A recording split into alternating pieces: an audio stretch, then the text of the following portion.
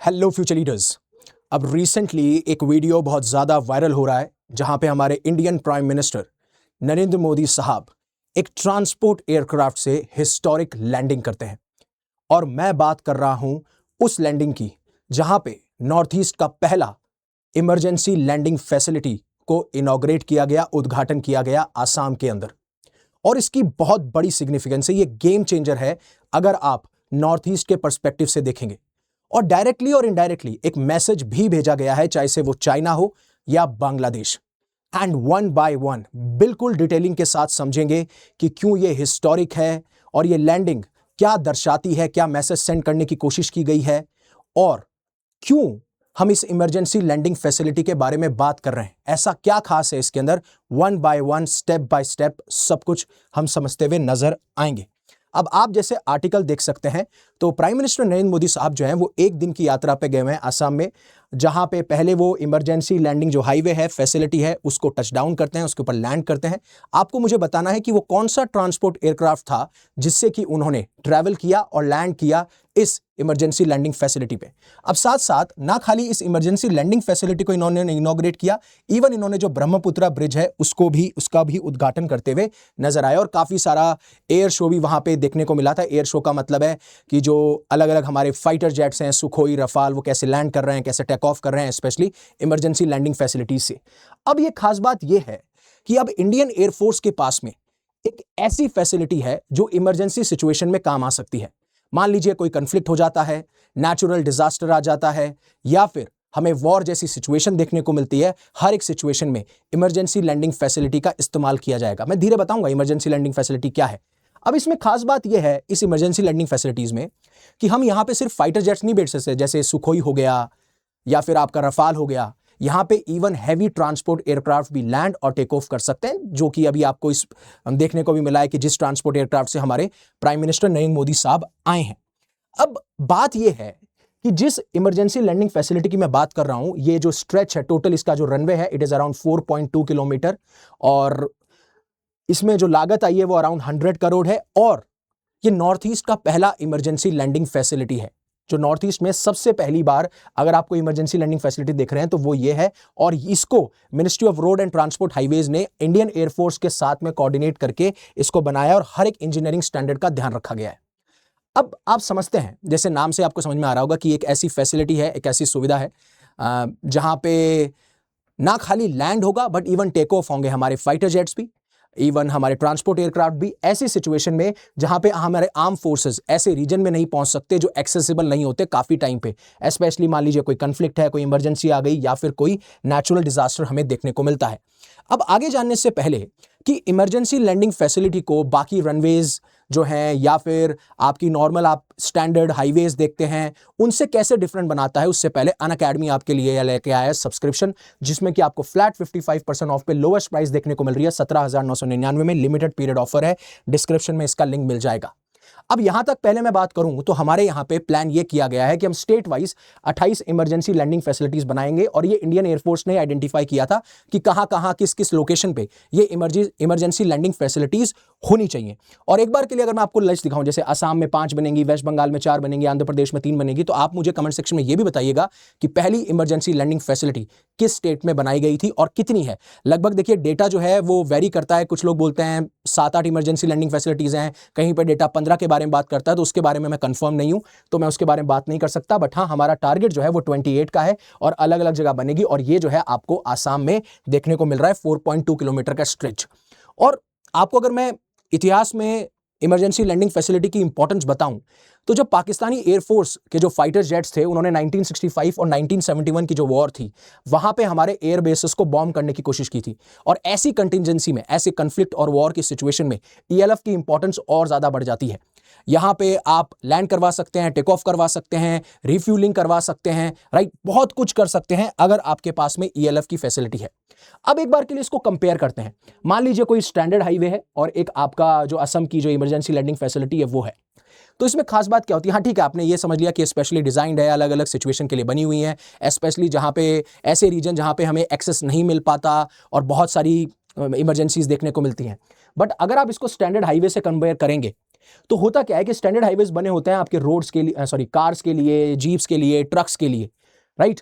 और इसमें एक मटेरियल यूज किया जाता है, मैं ज्यादा कॉम्प्लिकेटेड नहीं बनाऊंगा, लो ग्रेड का एस्फाल्ट यूज होता है, राइट, जो उतनी ही हीट कैप्चर कर सकता है, या फिर आप कह सकते हो उतनी ही हीट को सहन कर सकता है जो इनसे निकल रही है।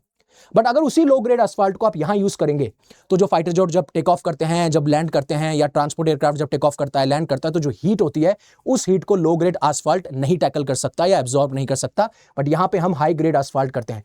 और जब आप इसको हाईवे से और ELF मतलब इमरजेंसी लैंडिंग फैसिलिटी से कंपेयर करेंगे तो आपको इसमें बहुत सारी रीएनफोर्स्ड लेयर मिलेंगी, एक के ऊपर एक के ऊपर एक के ऊपर लेयर, जिससे कि जो भी फाइटर जेट आ रहे हैं या ट्रांसपोर्ट एयरक्राफ्ट आ रहे हैं उनका जो भी जितने भी वो हैवी हैं उसको भी एब्जॉर्ब किया जा सके, उस हैवीनेस को भी एब्जॉर्ब किया जा सके। ये चीज स्पेशल बनाती है। बट क्या ये सबसे खास बात है? नहीं। मान लीजिए कि कोई वॉर की सिचुएशन होती है, कोई कन्फ्लिक्ट की सिचुएशन होती है, वहां पे जैसे पाकिस्तान ने 1965 और 1971 के अंदर अपने फाइटर जेट्स का इस्तेमाल करते हुए हमारे रनवेज को अटैक किया, ऐसे ही हमारे ऊपर कोई प्रीएम्प्टिव स्ट्राइक हो सकता है। प्रीएम्प्टिव मतलब कि मान लीजिए किसी कंट्री को ऐसा लग रहा है कि आने वाले टाइम पे इंडिया हम पे अटैक कर सकता है और उससे पहले ही वो हमारे रनवेज को डिस्ट्रॉय करने की कोशिश करें, तो उसमें हमारे फाइटर जेट्स भी डिस्ट्रॉय हो जाते हैं और रनवेज भी डिस्ट्रॉय हो जाते हैं, क्योंकि रनवेज आर वेरी इंपॉर्टेंट। मान लीजिए आपके पास में एयर सुपीरियरिटी है, आप अगर सामने वाले देश के साथ लड़ रहे हैं और आपके पास में एयर सुपीरियरिटी होने के बावजूद, लेकिन अगर आपके रनवे से डिस्ट्रॉय हो गए तो फिर आप कहां से टेक ऑफ करोगे और कहां से लैंड करोगे? तब काम आता है ELF का।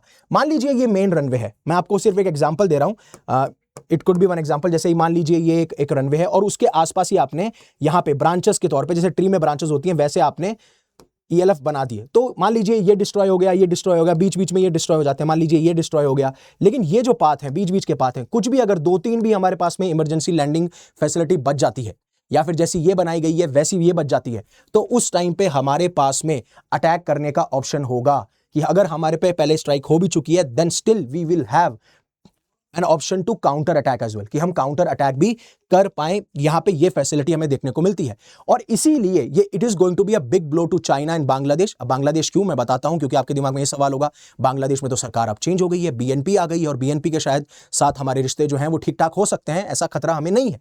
बट चाइना के लिए इसलिए क्योंकि ये जस्ट जो आसाम में जो ये ELF बनाया गया है 300 किलोमीटर दूरी है लाइन ऑफ एक्चुअल कंट्रोल से।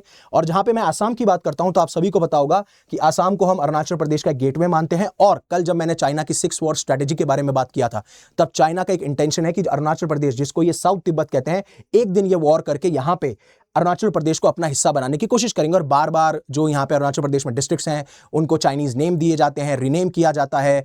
अपनी 5 फिंगर जो स्ट्रैटेजी है उसके अंदर अरुणाचल प्रदेश को माना जाता है as a part of south Tibet. तो हर तरफ से चाइना ये बार बार इंडिकेशन देता रहा है कि फ्यूचर में हम अरुणाचल प्रदेश को कैप्चर करेंगे। लेकिन यहां पे अगर ELF एस्टैब्लिश हो जाता है तो ये अलाउ करता है हमारी इंडियन एयरफोर्स को कि हम लाइन ऑफ एक्चुअल कंट्रोल पे ऐसी कोई भी गतिविधि होती है या अरुणाचल प्रदेश में खतरा आता है तो we will be able to tackle it, right. और इसीलिए ये चीज क्या होगा, जो हमारे पे अटैक हुआ तो हमारा रिएक्शन टाइम कम हो जाएगा, रिफ्यूलिंग का टाइम कम हो जाएगा, हम कॉम्बैट कर पाएंगे, लगातार लंबे टाइम तक उस पर लड़ पाएंगे। अगर हमें कोई सामान की जरूरत है तो ट्रांसपोर्ट एयरक्राफ्ट की मदद से ये सारी चीजें हमें ELF पे देखने को मिल जाएंगी। सेम सिलीगुड़ी कॉरिडोर का सवाल है जिसे हम चिकन नेक भी कहते हैं। ये बहुत ही नैरो पैसेज है 22 किलोमीटर का, जो रेस्ट ऑफ इंडिया को नॉर्थ ईस्ट इंडिया से जोड़ता है।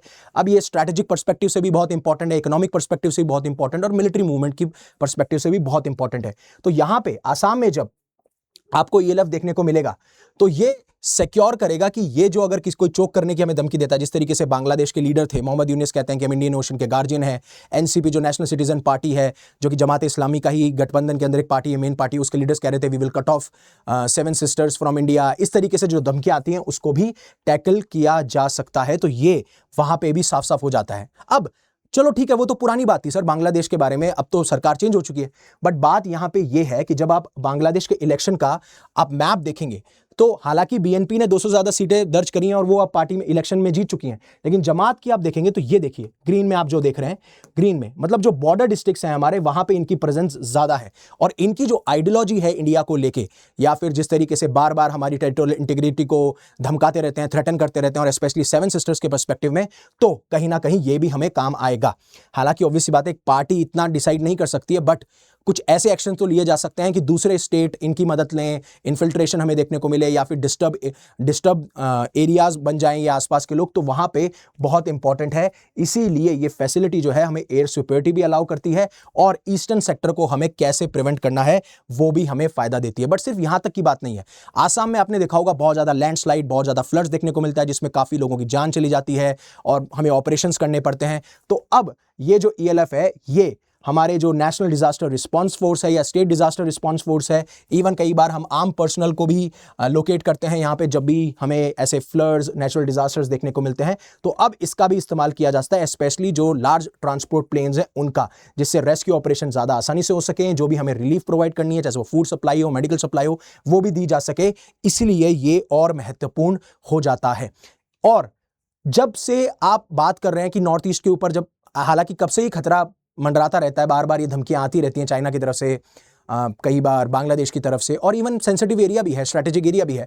तो आप अब ये देखेंगे कि जिस तरीके से कनेक्टिविटी बिल्ड की जा रही है, for example rail road network, tunnel बनाया जा रहा है। ब्रह्मपुत्र ब्रिज को आपने देखा होगा कि अभी इन्होंने under water rail road tunnel के बारे में बात करी है ब्रह्मपुत्र के अंदर। तो ये कलेक्टिवली इंश्योर किया जा रहा है कि चाहे मिलिट्री पर्सपेक्टिव से हो, सिविलियन पर्सपेक्टिव से हो, हम कनेक्टिविटी को मिस नहीं करना चाहते, हम जोड़ के रखना चाहते हैं इस चीज को। इसीलिए भी ये सबसे ज्यादा इंपॉर्टेंट है। तो होपफुली आपको पूरी पिक्चर क्लियर समझ में आ चुकी होगी। आपको क्या लगता है, आपका क्या ओपिनियन है, प्लीज कमेंट सेक्शन में बताइएगा। उससे पहले अनअकैडमी आपके लिए लेके आया है all India prelims mock test, जो कि कल होने वाला है 9:30 से 2:30 बजे, 2 स्लॉट के अंदर, यूपीएससी की टाइमिंग पे ही होगा। So make sure that you attend this test और आइडेंटिफाई करें कि आपकी मिस्टेक्स क्या है, आपकी स्ट्रेंथ क्या है, बिकॉज अब एग्जाम 2.5-3 महीने ही दूर है। तो आप इंश्योर कर सकते हैं, रजिस्ट्रेशन आप कर सकते हैं, डिस्क्रिप्शन में आपको लिंक मिल जाएगा। So that is it from my side. Thank you very much for giving me your precious asset, that is your time. Stay safe, stay happy, take care. Jai Hind, Jai Bharat.